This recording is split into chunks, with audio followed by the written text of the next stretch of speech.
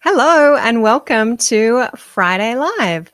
I'm your host, Strata lawyer Amanda Farmer. You are here live either on the Facebook page, maybe you're tuning in via LinkedIn, maybe you're checking us out on YouTube, wherever you are today, in or out of Strata. You are welcome here for our Friday Live session. This is our opportunity to have a chat about the week that was in Strata. Have a look at some of the hot topics. What is it that we need to know to make the best of this Strata situation? This week, I'm going to be taking a close look at the New South Wales law reform. More of it. Yes, we have more reform on the horizon. We've been talking about this for a while. Just this week, New South Wales government has come out and announced the start date, or confirmed, I suppose, the start date for the next round of reform and another round of reform next year as well. We have a date for that. This is legislation that was made some time ago and has been slowly rolling out in phases in New South Wales, so as not to terrify us all at once at the same time, I think. We're going to get into that in today's chat, and I'm going to put it out there that I'll take your questions. Let's try it, that I'll take your questions about what you might be wondering with this law reform. If you have questions arising, I'm getting used to it too. That's why I'm a little bit hesitant. I'm still getting used to it too. I was looking at it a bit more closely this afternoon.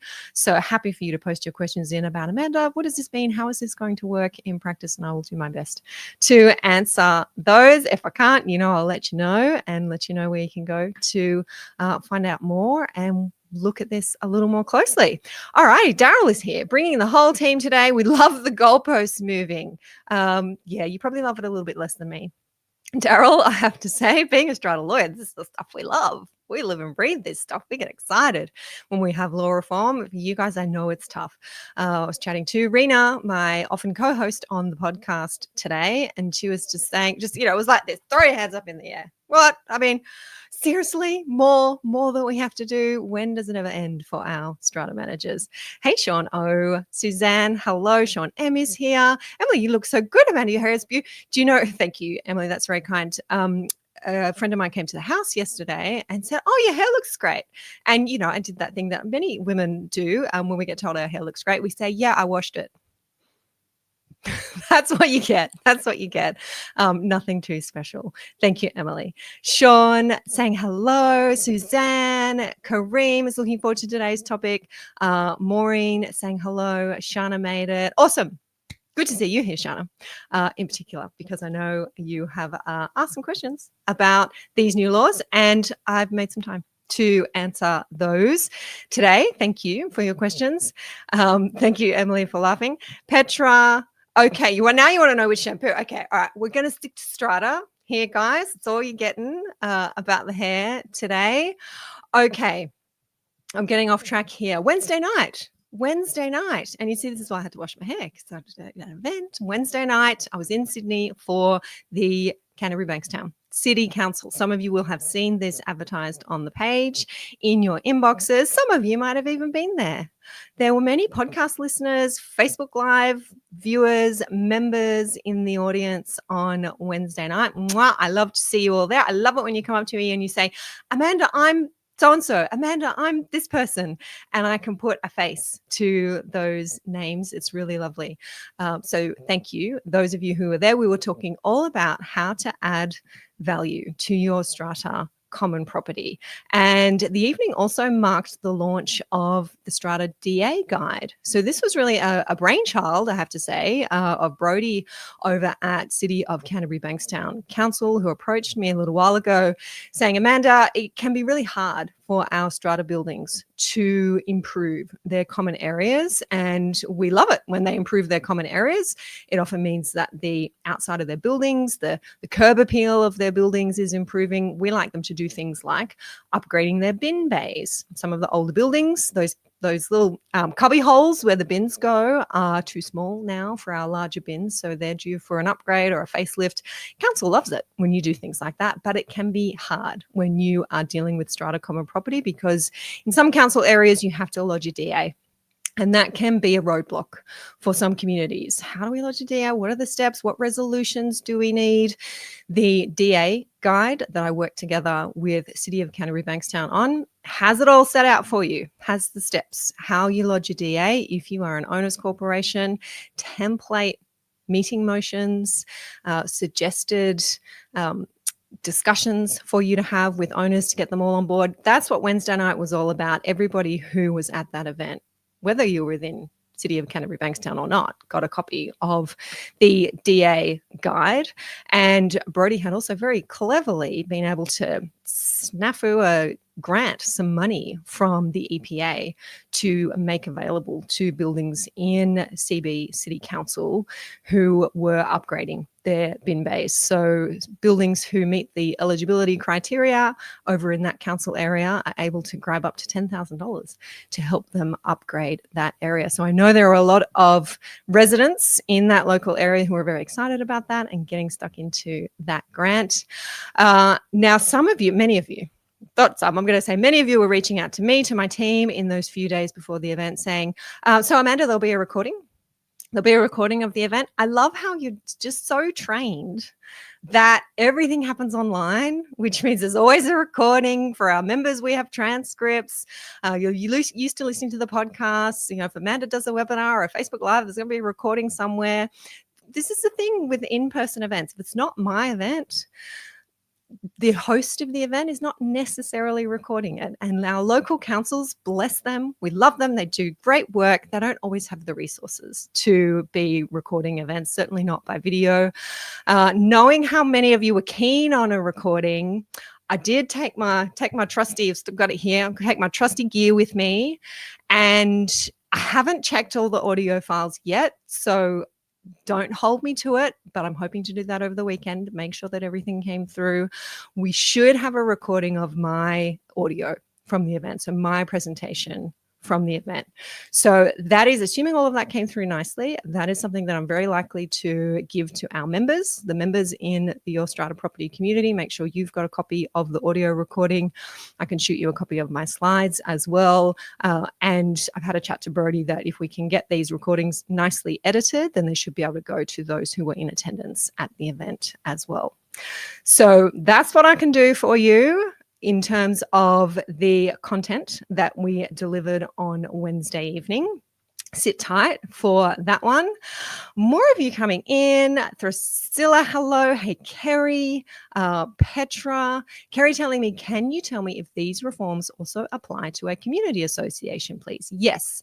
Short answer is yes, Kerry. Thankfully, when our New South Wales government is now looking at reforming our strata laws, they are, generally speaking, there's a couple of things that are a little bit different, but generally speaking, they're producing in the amending legislation identical provisions for our community schemes. So you'll see that, I think, in the Fair Trading website that I'm going to share with you, you will see that it covers off the community schemes as well. It's not exactly like for like, because there's a few things that differ with our community schemes. So if you are managing community schemes, just make sure you're checking that, or you can reach out to me to check specific things. But generally speaking, yes, these rules about payment plans and financial hardship that we're going to be talking about, yes, applying to our community schemes as well. John is looking forward to this session, wanting me to advise how to get owners' attention for these changes, how to get committee members to recognise their responsibilities. My experience is most owners don't read information sent to them. Yeah, hey, John, first thing I always say is share this page. Share this page, forward my email that invites you to come and attend these live sessions. You're right. Some owners might not, many owners might not read the information that's sent to them, but they might check out a Facebook video, they might check out a YouTube video, they might start following the page and see some of the summary posts that I send out. Absolutely a good idea to be getting owners' attention on these changes, and that is why I'm talking about it. When we receive these updates from government to our inboxes, they are asking us to spread the word. We all need to be talking about these changes so that we can get used to them. That's why I talk about them. take the leap and start talking about it before I've really necessarily got my head around it or know the provisions off by heart, because it helps me learn and helps me remember as well. And getting your questions about what it is that is most important to you, how this works, where you're concerned about it in practice, then that helps us to start helping you. We know what it is that you need. Okay, so this is going to be our main focus for today. We are going to get into these New South Wales reforms. There's lots of you here bright and early, ready to hear about them, which is awesome. Just before we do that, I want to remind our members that next Wednesday, I am doing something new, something brand new, something I have never done before in the history of our online membership community. And we're like 9 years in, guys, and I have never done this before. A few months ago, we surveyed our members. Some of you might remember it was a fairly intense, pretty long survey asking you a lot of questions. What is it that you love about the membership? What is it that you could change if you could? What's the one thing that you couldn't do without? What would you like to see more of inside the Your Strata Property membership community? And many, many of you told me that you want more direct access to me, to my Strata law expertise, knowledge, and experience. You wanted to be able to tap into the Amanda Brains Trust a little more regularly. And you also want some more opportunities to come together as a membership community. So we heard you. We're listening. We are delivering. Next Wednesday, the 1st of October, we are piloting a brand new benefit for our members only. That is a live online Q&A call. I have never done member Q&A calls, group calls. We do offer our members a one-on-one call. They're hard to get, pretty exclusive, hard to book into. You do have to wait in the wait list for a little while to get that one-on-one call with me. We are planning to start regular group online calls for our members, Q&A calls. This is going to be a very practical, fast-paced hour where I will answer your Strata questions from our members, and workshopping tailored solutions in real time with you and the members on the call. So our first call, members, you already know about this. If you have seen this in your inbox, if you haven't seen it yet and you remember, let me know here in the chat and we will get the team to get the registration link over to you. We are suggesting for this one that we get our members registered for the call. It's going to happen on Zoom, 1 hour, Wednesday the 1st of October, starting at midday. That's Sydney time. We are online via Zoom webinar. And when you register to attend the call, I'm inviting you to submit your question. So submit your question ahead of time. I want a little bit of time to think about, have a little think about these questions. We might not run as loose and free as we do here on Friday Live. I would like to do a bit of prep for you to be able to give you the most helpful guidance possible. And depending on how many questions we get, and we've got a few that have already come in from those members who are registered to attend, I am going to prioritize those pre-lodged questions. And it's likely to be first in, best dressed. So if time allows as well, we've got time on the call and you've got some impromptu questions, then hopefully I can cover those off for you as well. Can't make it live to the session, then the replay will certainly be added to our members video library and we'll get the transcript there for you as well. So this is our first trial run of this new format. I don't want to make any promises, but I'm excited. I think it's going to work well. Looking at all the members who are registered so far and the questions that are coming in, sounds like it's something that you guys are keen on as well. If you love it, then we will make it a regular member benefit. We might do these at least quarterly. If we get really excited, we might be able to do them every couple of months or so. I'm really looking forward to connecting with our members live in that exclusive group and answering the questions that do matter most to you. Sean is telling me a great idea. Sean is saying, I'm so looking forward to it. Sean's after the rego link, so it is a members only link, Sean. So team, I'll just get you to get that link over to Sean, whether that's in a private message or to Sean's email. Kareem wants to know if I have a therapist with me on the calls. Hey, I could do it. I've been told I have the patience of a saint. So in some of our member calls, it takes a little bit. Kareem, you might know if you've watched back some of those member calls, it takes a little bit sometimes to get the information you need from people who are very distressed, understandably, very distressed, concerned about what's going on in their building. So that's a long way of saying it's okay. I'm used to it. I think we'll get through it. Vicky is saying, great idea. Sharon would like to register and is very happy to offering the opportunity. Wonderful. Now, one thing that we have been saying to our members when you get the confirmation email once you've registered is that these calls are a little different from this Friday Live public format or our webinars. On our webinars in particular, we do hide the chat so that you can't see each other and you can't see each other's names in the chat. If you're coming into a member Q&A call and you would like to post in the chat, it will show up with your name, like it does here on Facebook. It will show up with your name. If some of our members like to stay anonymous, they might not want their neighbor to know that they're in the membership or their Strata manager to know that they're in the membership. If that's you, then you can just change your name in Zoom. When you log into Zoom, you can right click to rename yourself, and you're welcome to rename yourself before you post in the chat. Otherwise, I know for most of you, you're super comfortable with that, but I do want to keep that chat open so that you can see what share comments with each other and enjoy that community if you want to. If you want to participate in the chat. Otherwise, you can stay anonymous if you want to on that Zoom call. If any of that's a concern for anyone, I just want to be upfront about that, then please drop a note to our support team and let us know that that's a concern for you, and we can walk you through it. All right. Daryl's telling me some of the team are keen. Yeah, so your team, Daryl, as pro members, you are all welcome on that call. So let's get the team registered as well. I can just feel Rochelle in the background here going, Amanda, why did you do that?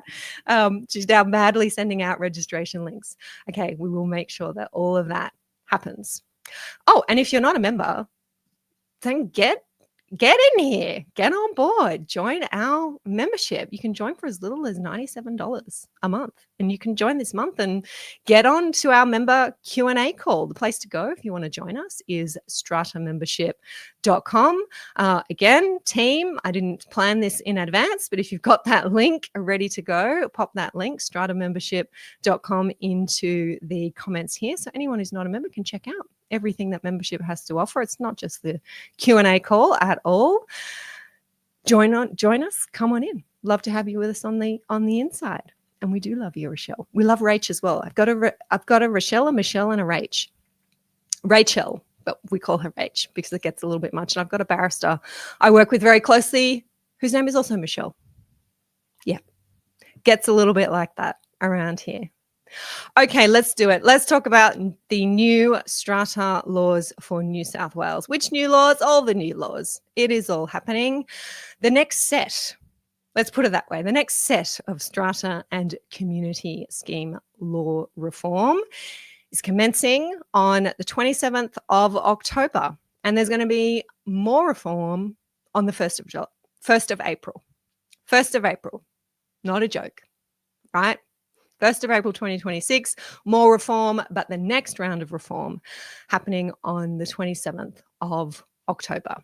Now, these reforms we've known about for a while. This is not new law. We've known about these. We've been talking about these. You might have heard me talk about some of it here on live, some of it on the podcast.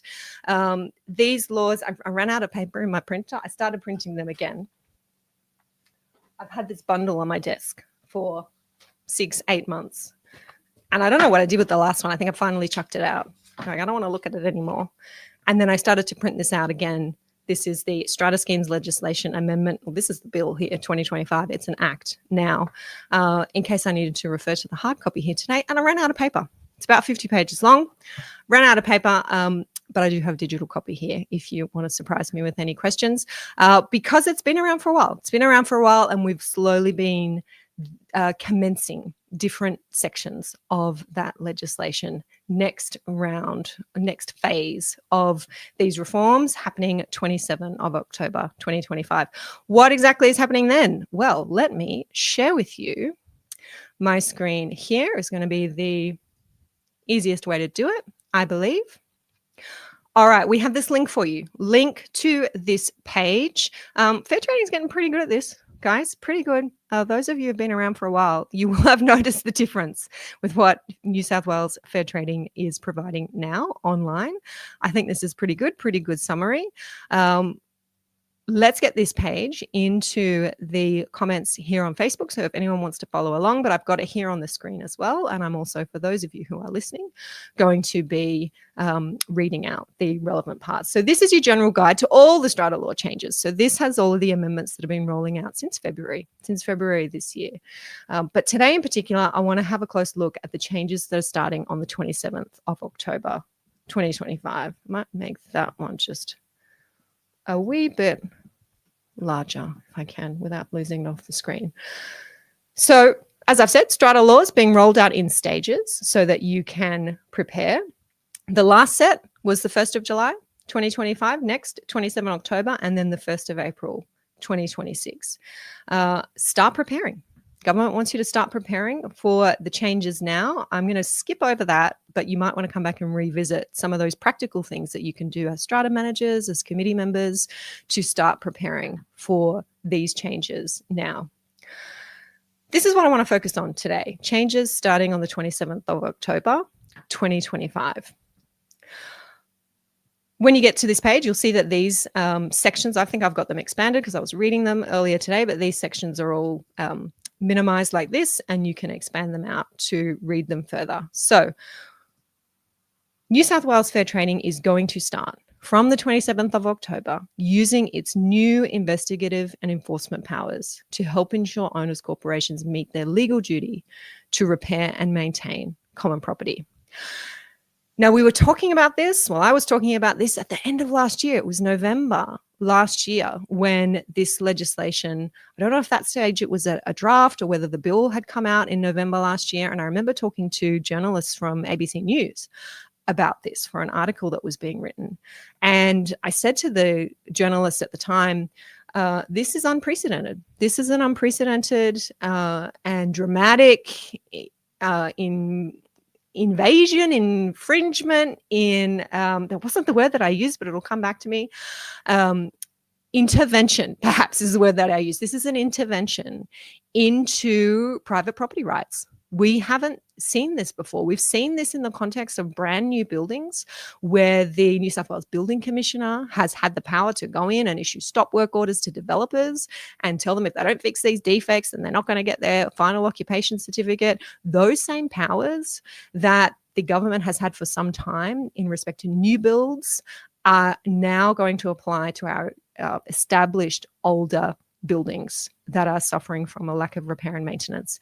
And Fair Trading and its officers are going to have the power to go in, to investigate, to do invasive investigations, to request records, to issue orders, to seek undertakings, all of these powers where a building is not properly, where an owner's corporation is not properly repairing and maintaining its common property. So those are the powers. It's been in draft for a while. It's been in the legislation for a while, just hasn't commenced yet. That's all starting on the 27th of October. And this hopefully is ringing some bells for you because I've been talking about it for a while. And what I did say to ABC News back then is I think this is necessary. I think this is necessary. Too many owners are suffering. Too many owners are being left to fund litigation, incredibly expensive litigation themselves. It's often the owner that's got the money to do it, where they shouldn't have to. It is because an owner's corporation is not meeting its very clear legal obligation to properly repair and maintain the common property, that this owner, this resident's roof is leaking, they're living in wet, moldy buildings. It is not good enough. It shouldn't be up to the owner that's cashed up enough to fund somebody like me on their behalf going to the tribunal. We need government intervention here. Emily saying, I knew this day was coming. I predicted it 7 years ago. There is no governance. There you go, Emily. Hey, Mina, I see you there. Thank you. All right, so Fair Trading is going to use these powers to investigate potential breaches of this duty. This is your duty in New South Wales under Section 106 of the Strata Schemes Management Act to properly repair and maintain your common property, being able to require documents and answers, record a person, make records, and enter premises. So the enter premises is power to enter common property without permission, without a warrant, and power to enter lot property with permission of the lot owner or with a warrant. So that's those are the powers that fair trading is going to have. Where there's a breach found, fair trading is going to have a range of enforcement actions available to it, including seeking an enforceable undertaking, issuing compliance notices, issuing a penalty infringement notice. This is a monetary penalty, a fine for breach of the law, applying to the tribunal for an order, initiating prosecution action. Now, the question that has come up a number of times with managers that I've been talking to about this as you're all preparing for this to start with owners and committees is how do we get fair trading involved? And I have to tell you, it's actually the strata managers who are saying to me, Amanda, are we going to be able to dob in some buildings here that we think are not doing the right, like our clients who we think are not doing the right thing? We've told them, we're trying to get them to do the work. They're not doing it. Could we kind of make an anonymous call and tip off government about this? What I know is very little at this stage, I'm going to say. There has been a little bit of consultation happening behind the scenes with some stakeholders who include the Australian College of Strata Lawyers about how this will work in practice. What I have, the limited amount that I have seen so far is that it's looking like this kind of action, this kind of investigation will commence after fair trading receives a complaint from a lot owner. So I think that's going to be the process, that there will be an avenue, a channel for a lot owner to complain about what's happening in their building, and then a process that fair trading applies to speak to that owner, absolutely involve the strata manager in those discussions, probably the committee in those discussions as well, request some documents, work out exactly what it is that's happening. There might be some mediation that happens. And then if there is a case to answer, let's say, or there's no agreement that's reached on some positive forward steps, then that's when I think we're going to see fair trading and its officers start to take these enforcement actions and start to take these more serious steps. So, I had hoped that maybe there might have been a little bit more opportunity than that, maybe an opportunity for strata managers to be expressing concerns about certain buildings. I'm not sure that that's the way that it's going to play out. So there is a policy that is behind all of this, and I'm not sure if it will come through in the form of regulations as such, but perhaps some internal policy and procedure documents from fair trading side about how they handle this. And hopefully we'll see some more information perhaps online making clear to owners how it is that they could kick off one of these complaints and get fair trading involved. Daryl's saying, hopefully this will motivate a lot of schemes who are not interested in meeting their responsibilities. Yeah, and this is, if we scroll down here, what do strata schemes need to do? This is where fair trading is saying committees, managers, owners, corporations should make sure their scheme is on track to address any repairs and maintenance issues with their common property. Owners can work with their strata committee or strata manager, use the strata building health check. So that's here in Fair Trading's resources. You'll be able to navigate to that from this page, I think, to see where you're at with your repair and maintenance. And like many of you strata managers here, I've been saying it for some time, don't wait. Buildings don't wait to be forced to take these steps under some kind of enforceable undertaking or an order or a compliance notice that you're getting. That means you're going to be tied to a time frame. It's going to be much more expensive. Maybe there's going to be lawyers involved by that stage. If you can make the voluntary decision now to get these things done, then there's never been a better time to make that decision. Okay, so Philip's saying, should the owners just dob a building to fair trading? Yeah, well, I think that's how it's going to work. Philip. But stay tuned. The more I know, the more I will be sharing with you about how all of this is going to roll out. There is a little bit of consultation about that process that's happening. I don't think much of that is public at the moment, so I don't want to share too much. But really, what I've told you there is really the high level summary of what's out there, I think, at the moment. Sean's saying, what infringements will attract a fine and how much will the fine be? Yeah, that's a good question, Sean. And that is why I wanted to print out this copy of the legislation, because I think the penalty points might be in here. Yeah, so there's a few different types of offences under this particular section. It's going to be in... this might not make too much difference to you, but it'll be Part 10A in the Strata Schemes Management Act when it commences on the 27th of October.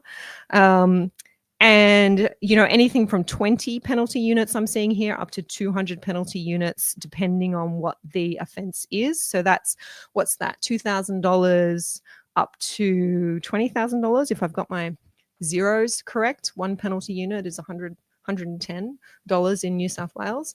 So it could be some fairly serious penalties there.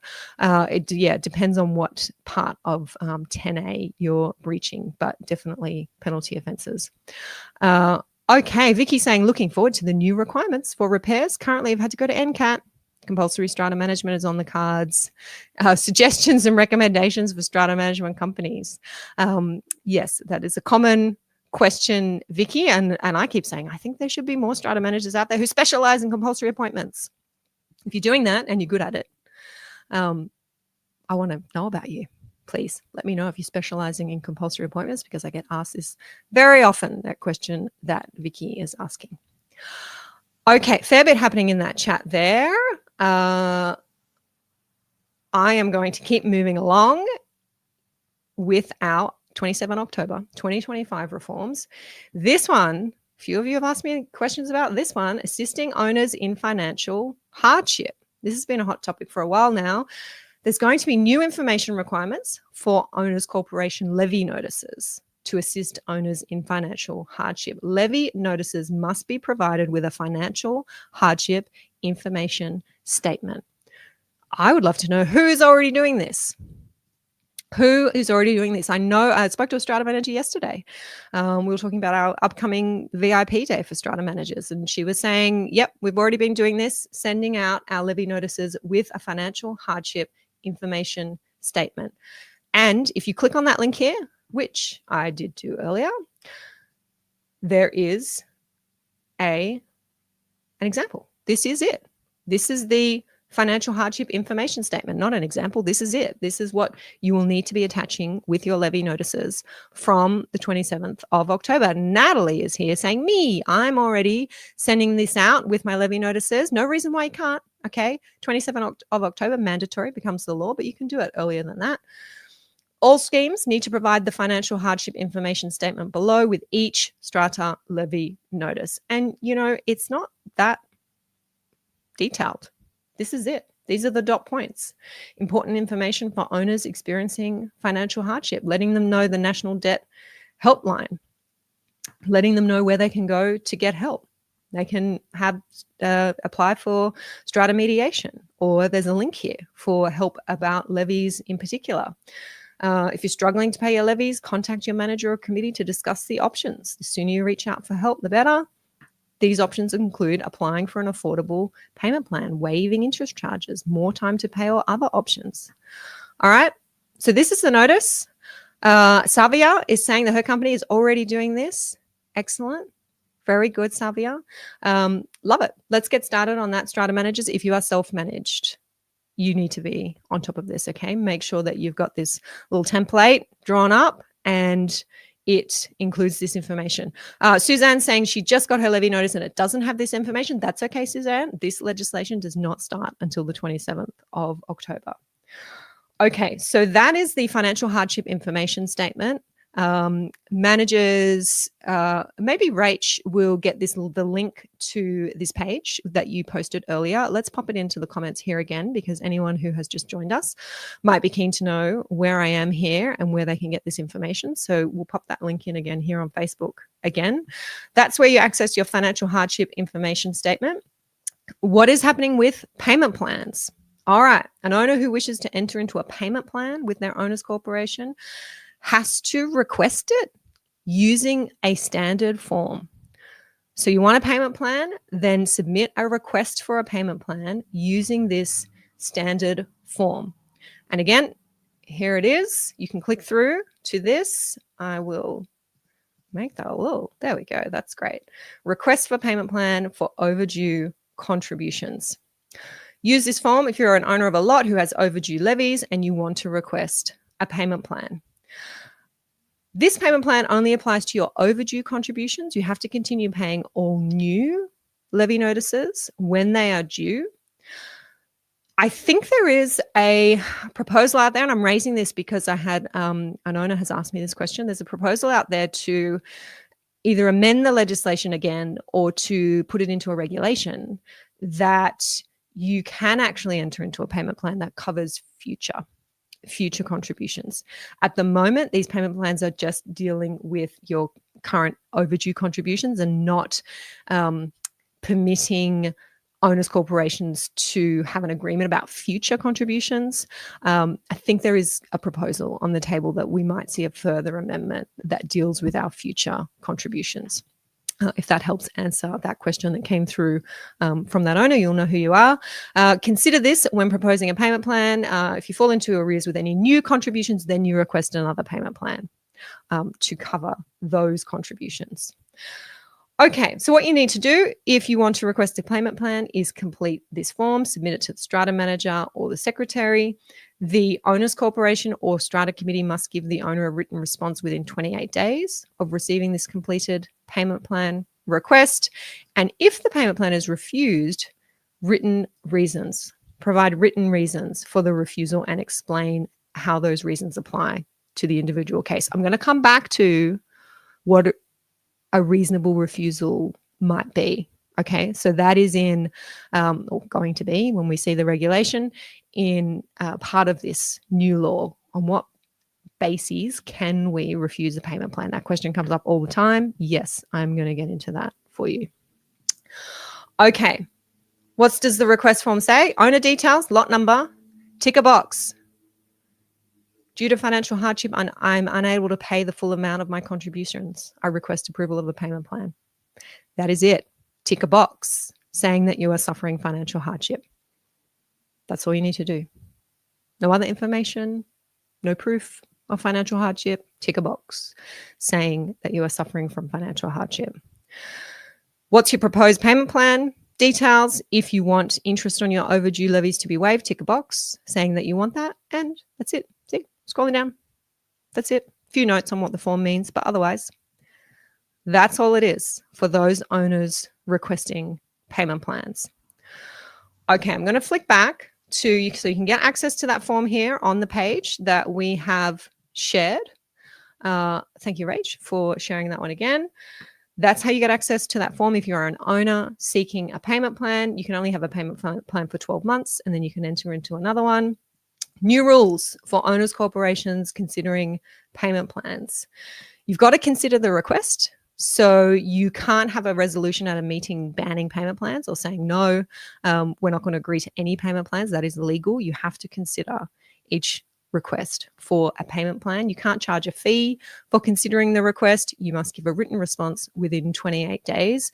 And if the request is refused, provide your written reasons for refusal. All right.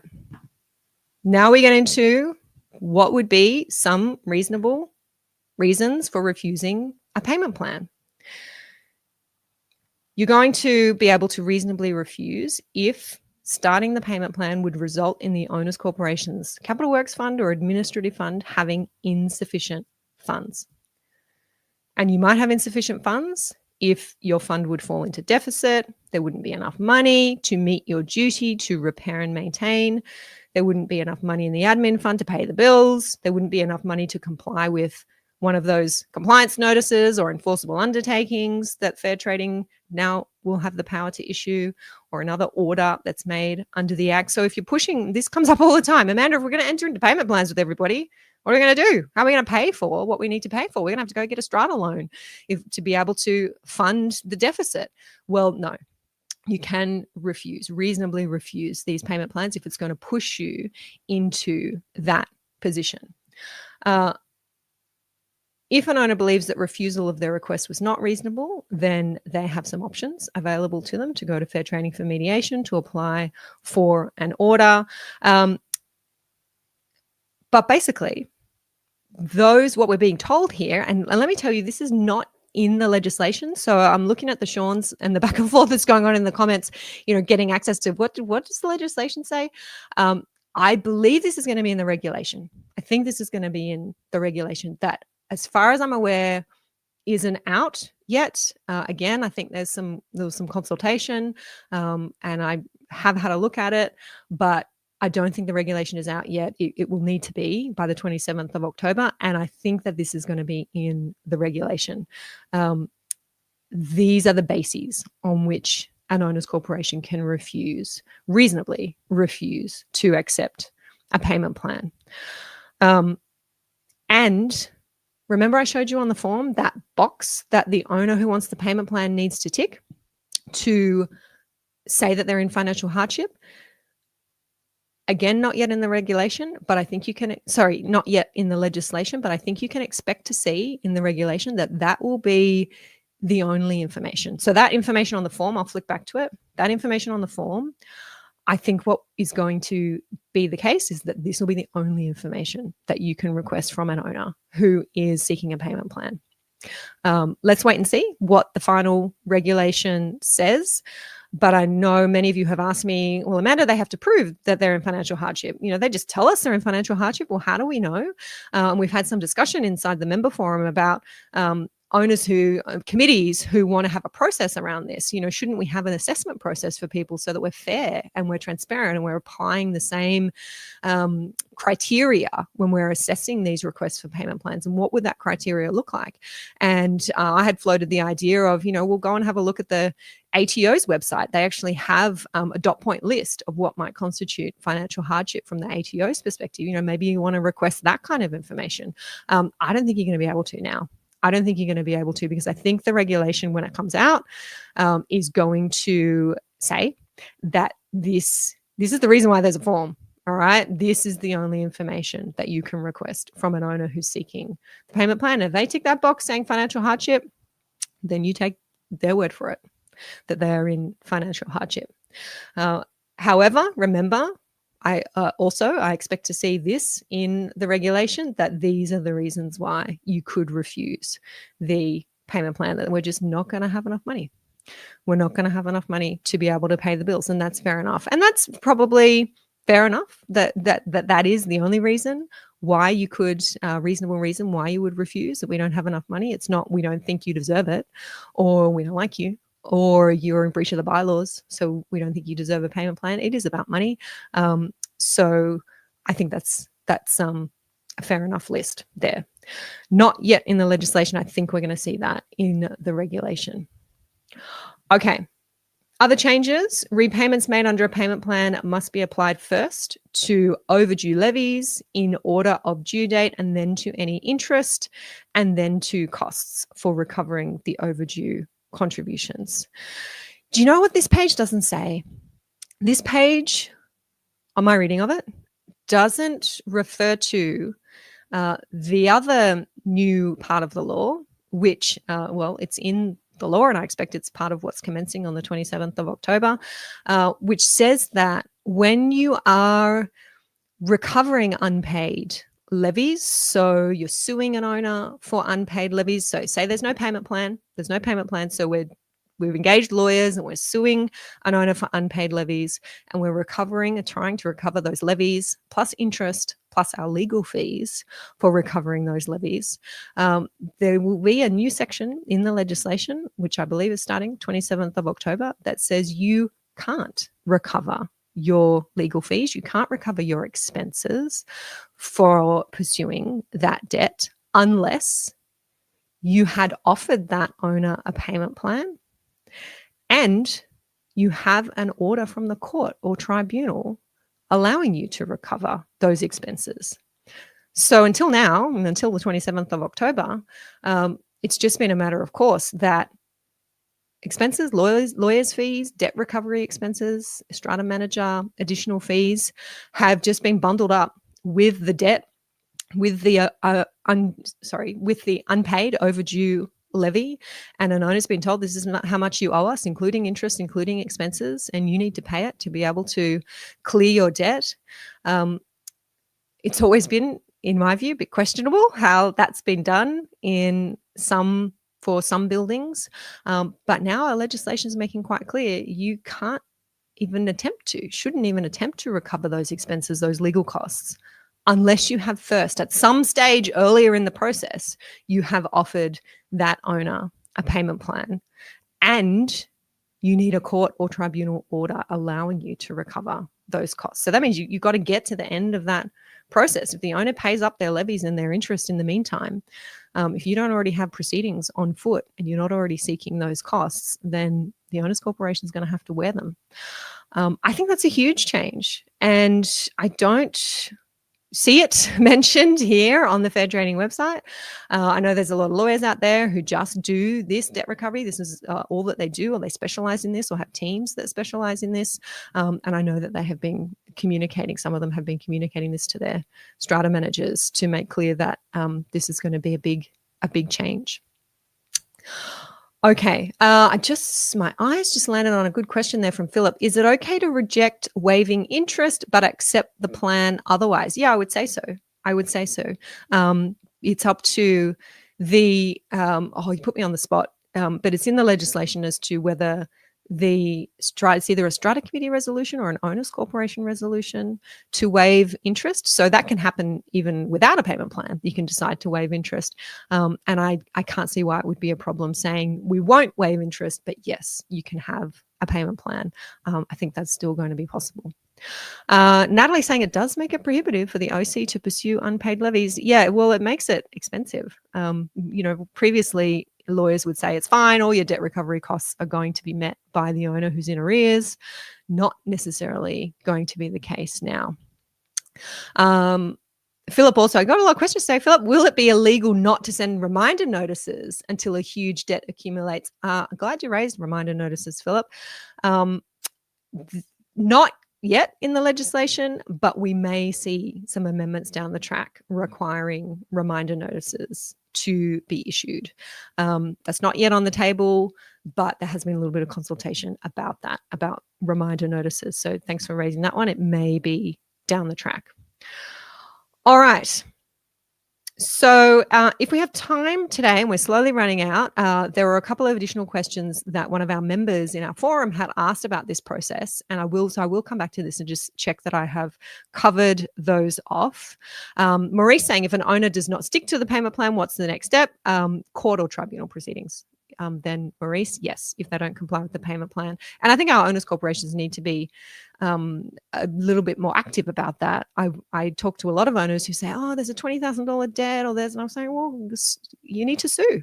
There's no payment plan, or the payment plan's been breached. You need to sue, and you need to move quickly on that. And I think it's okay for our strata managers to be advising their clients about that. There's no need for the debt to get up that high without legal action being taken. Of course, you're having all those conversations about how to assist the owner, first of all, with a payment plan. But if that payment plan's been breached, then that is the option. That is the next step.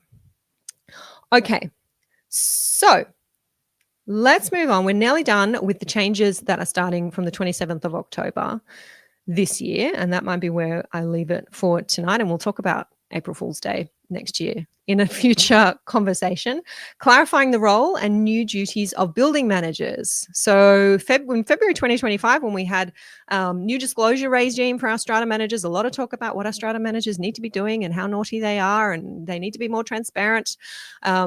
Many of you strata managers and some owners as well were saying, Amanda, what about the building managers? This behavior is not unique to strata managers. Building managers need a good hard look as well. So we're seeing a little bit more of that now, and in these reforms commencing on the 27th of October, building managers are in the spotlight.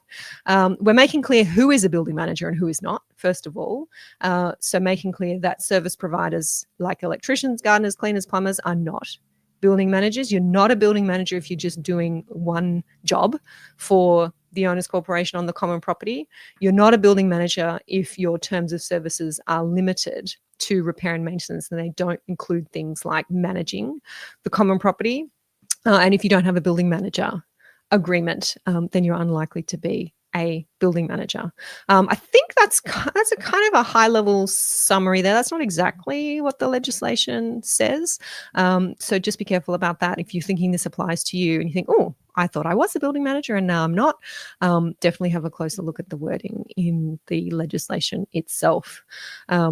Some of what's on here is very, very summary, I have to say. So if something catches your eye, feel free to have a closer look, or I recommend you have a closer look at the legislation. New duties for building managers. Building managers have to act in the owner's corporation's best interest.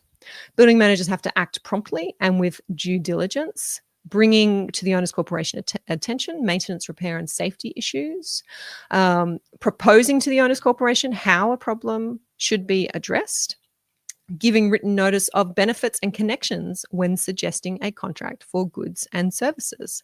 That now, from the 27th of October, needs to be done by our building manager. If the building manager is going to receive a benefit in relation to a contract, written notice of the person who will provide the benefit, the monetary value of that benefit. If the person is connected with the building manager, written notice, disclosing relationships and financial interests, these connections with suppliers, the nature of the relationship. Strata managers, is this all sounding familiar? Very, very similar to your disclosure obligations. Direct or indirect financial interests in the strata scheme, the nature of those financial interests. Okay, so referrals, fees, commissions, direct and indirect benefits, all to be disclosed by building managers, giving owners corporations a clearer picture of why one candidate's cost may be more or less than another, and making it easier for them to accept services. If you want to end a building manager agreement where a building manager is acting unlawfully in their role, for example, breaching the strata law, then an owner's corporation will be able to terminate their agreement with a tribunal order, so apply to the tribunal to terminate that agreement. And that applies equally to strata management agreements as well. So a strata manager acting unlawfully, that is a new ground for terminating an agreement, for the tribunal to be terminating an agreement. Savi is asking, are these new rules for building managers on the Fair Trading site? So this is the New South Wales government guide to the strata law changes that we're looking at here, Savia. So that link further up here in the Facebook comments for you to go and check out. So if you've got a building manager, check in with them, suggests Fair Trading, to make sure that they are aware of their new duties. And if you're hiring a new building manager from 27th of October onwards, there is this duty to disclose these connections prior to entering into these contracts, in the same way that strata managers are making those disclosures in their contracts. All right, so I'm not going to get into the changes starting on the 1st of April 2026. There's sort of the high level of them there. A lot that's relevant there to developers and what they need to do with brand new buildings. I know, as you regularly ask me, you're going to have questions about strata committee training. That is here on this website. Still on the agenda, that part of the legislation not commencing in October. Don't know if it's going to commence in April. Still on the horizon that there will be mandatory training for strata committee members. It's there in the legislation. It just hasn't, that piece of that section of the legislation just hasn't started yet. There is to be some consultation. So it's not here on this site, but on the email that the Strata Commissioner sent out, there is a commitment to do some more public consultation and consultation with stakeholders, those who may be involved in the training of strata committees, to discuss what that training will look like. I think that consultation is going to be happening through the end of this year and probably early next year as well. And if you want to recap on the changes that are already in force, those are here on this page as well, the July changes, and also I believe the February changes. So good summary there of all the changes that we have been seeing this year in New South Wales. I'm going to stop sharing that one for now and come back here to you and just go back to, I said that there was a member in our forum, and it was just last night, I think, it might have been early this morning. I was checking in our members Q&A forum where our members come in post questions for me. And yes, it's me. It is me. It's not the Amanda AI. It is me in there answering these questions for our members. And with great timing, one of our members had questions about payment plans and these new requirements. So I suggested that I review some of those at the end of today's chat. And I'm just going over to my notes here to check that I have covered those questions that were asked. And I think some of you may have these questions as well.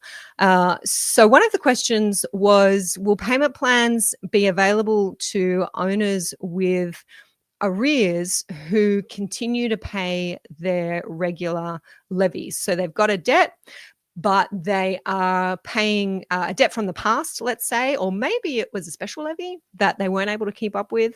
And they, for their future levies or their later levies, they are up to date, but they're still carrying this debt. Can we use a payment plan?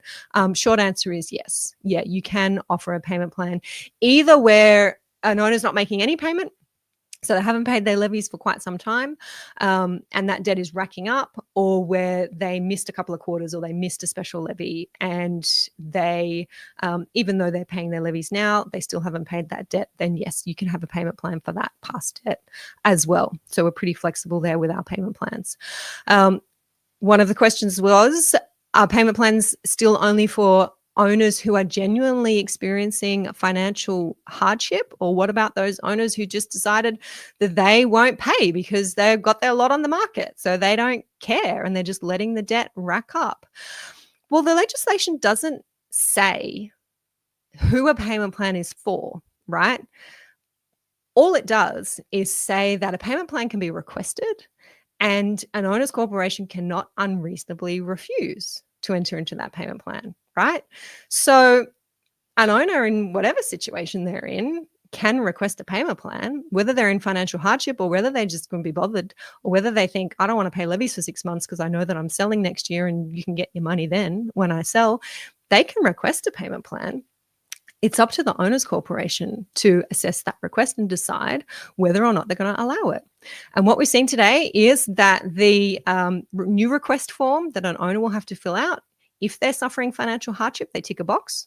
They don't have to provide any other information. They tick a box. They may not tick that box. So maybe it's not financial hardship. They just are not able to pay for whatever reason, or don't want to pay for whatever reason, then they won't tick that box. Then it's for the Owners Corporation Strata Committee to assess that application. And we've seen that there looks like there are going to be these grounds on which you can refuse reasonably, and those grounds have to be related to cash flow, essentially cash flow for the building, whether we're going to be able to pay our bills or not. If we can't pay our bills without having to go and borrow more money or going to raise more levies and have those owners who can pay subsidize the owner who can't, if that's the situation that a payment plan will put you in, then you can say no. You can reasonably say no. That's what I expect. That's what the information is here from Fair Trading, and I expect that's what we're going to see in the supporting regulation that comes out with this when the law starts on the 27th of October. So the short answer to the question, an owner can submit a request for a payment plan for whatever reason they want. It's up to the owner's corporation to assess it and to accept it or refuse it on reasonable grounds.